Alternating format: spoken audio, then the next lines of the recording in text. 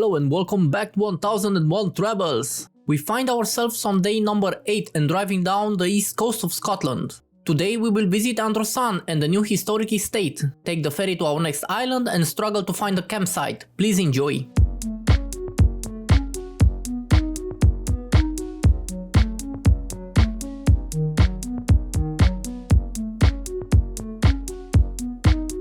We meet an Amy motorway assistance van. Some of my colleagues from Scotland are not on holiday but working hard to keep everyone safe.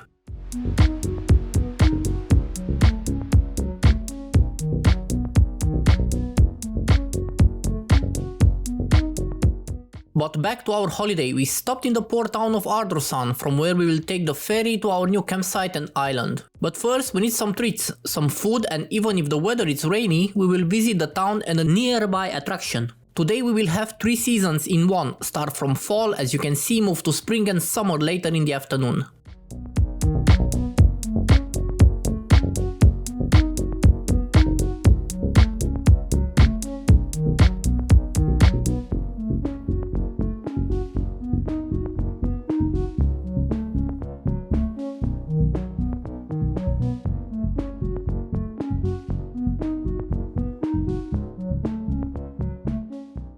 To get away from the rainy town, we moved a few miles to spend some time at the Kelburn Castle and estate, not far from Arrdrosan. The castle is probably best known for its walls. The graffiti project caused a debate back in 2007 when it was revealed. The 10th Earl of Glasgow had allowed the castle walls to be graffitied by 4 Brazilian artists. Now it's loved by people from across the world and has been named one of the world's top 10 examples of street art, on a par with Banksy's works in Los Angeles and the Favela Morro del Providencia in Rio de Janeiro. Once you get past the loud but temporary mural, it's clear to see that the historic house still remains packed full of heritage and tradition. Kelburn Castle is one of the oldest castles in Scotland to have been in the continuous ownership of one family. The Boyle family, who arrived in Britain from Normandy as supporters of William the Conqueror, has inhabited the Kelburn grounds since the 12th century. The castle is thought to have been built in the 13th century. It is true to say that the castle's history is really the history of the Boyle family. A tour of the castle opens you up to 800 years of Boyle family history and an insight into both historical and present Kelburn life. In 1703, David Boyle, then Lord Boyle of Kelburn, was made the first Earl of Glasgow. The Earl was one of the officials who supported the Treaty of Union uniting England and Scotland into the Kingdom of Great Britain. The 6th Earl of Glasgow ran up huge debts building churches all over Scotland, including the church in Millport in the island of Cumbria. Today the church is recognized as one of Scotland's most cherished and most important historical buildings. The 7th Earl of Glasgow, who was made Governor of New Zealand in 1892, provides the links between the Kelburn estate and Kelburn in New Zealand. Today the 10th Earl of Glasgow, Patrick Boyle, and his family reside here. Lord Glasgow's decision was to open the estate to the public in 1977, transforming the grounds and outhouses into play areas, a cafe, a gift shop, etc., and allowing access to the castle for tours. If you want to learn more about the estate and the many activities available, please visit the official page at www.kelburnestate.com. You will not regret a day spent here.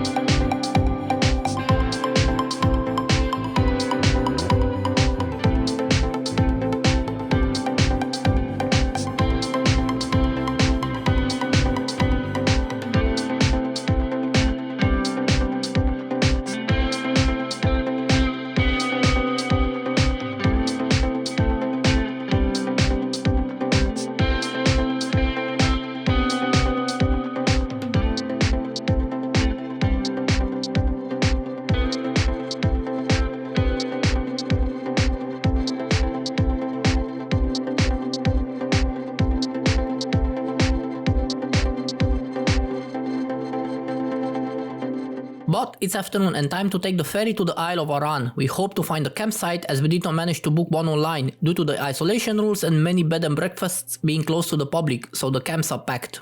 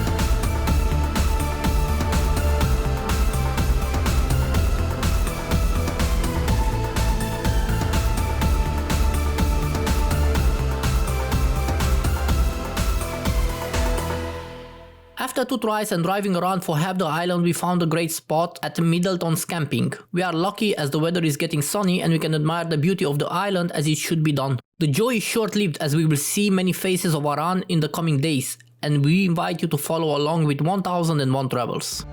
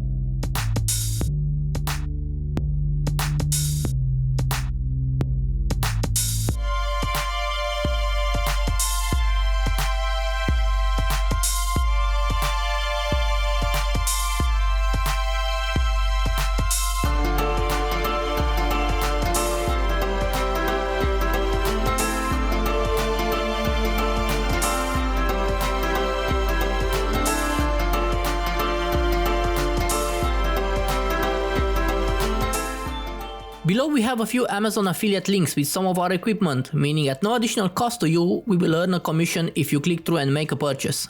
We only recommend products and services we trust and use ourselves. Please leave in the comments section any suggestions or questions you might have and hit the like button if you have found our video helpful to you. Until next time, see ya!